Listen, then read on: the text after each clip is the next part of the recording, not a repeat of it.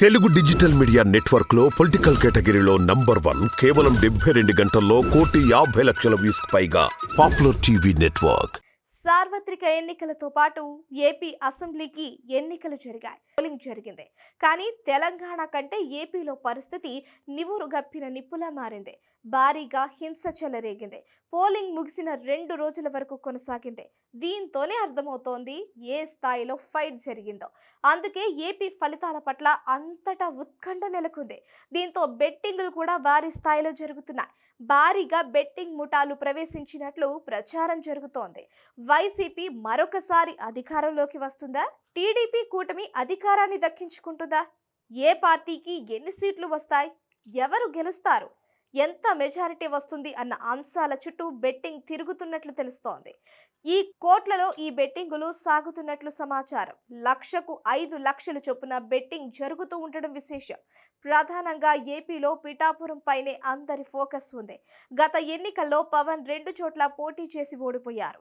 ఈసారి మాత్రం పిఠాపురం నియోజకవర్గం నుంచి మాత్రమే పోటీ చేస్తున్నారు. అటు వైసీపీ సైతం గట్టిగానే ఫోకస్ పెట్టింది.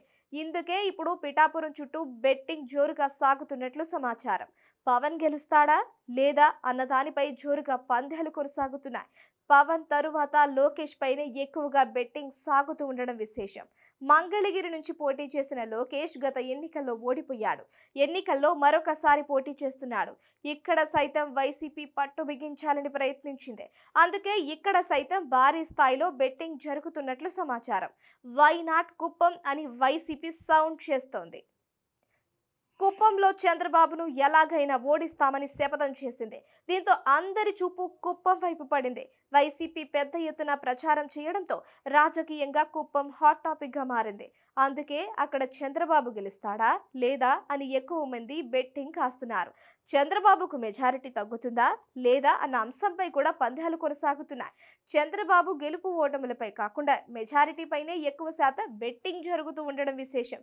అటు కడప పార్లమెంట్ స్థానంతో పాటు పులివెందుల అసెంబ్లీ నియోజకవర్గంపై కూడా బెట్టింగ్ జోరుగా సాగుతున్నట్లు సమాచారం. షర్మిల ఎంపీగా గెలుపొందుతారని, పులివెందులలో జగన్ మెజారిటీ తగ్గుతుందని ఇలా రకరకాలుగా బెట్టింగ్లు కొనసాగుతున్నాయి. వీరితో పాటు ఏపీలో కీలక నాయకులు, వివాదాస్పద నేతలు పోటీ చేస్తున్న నియోజకవర్గాలపై సైతం బెట్టింగ్ సాగుతూ ఉండడం విశేషం. అయితే బెట్టింగులు 100 కోట్ల రూపాయలకు పెరుగుతూ ఉండడం ఆందోళన కలిగిస్తోంది.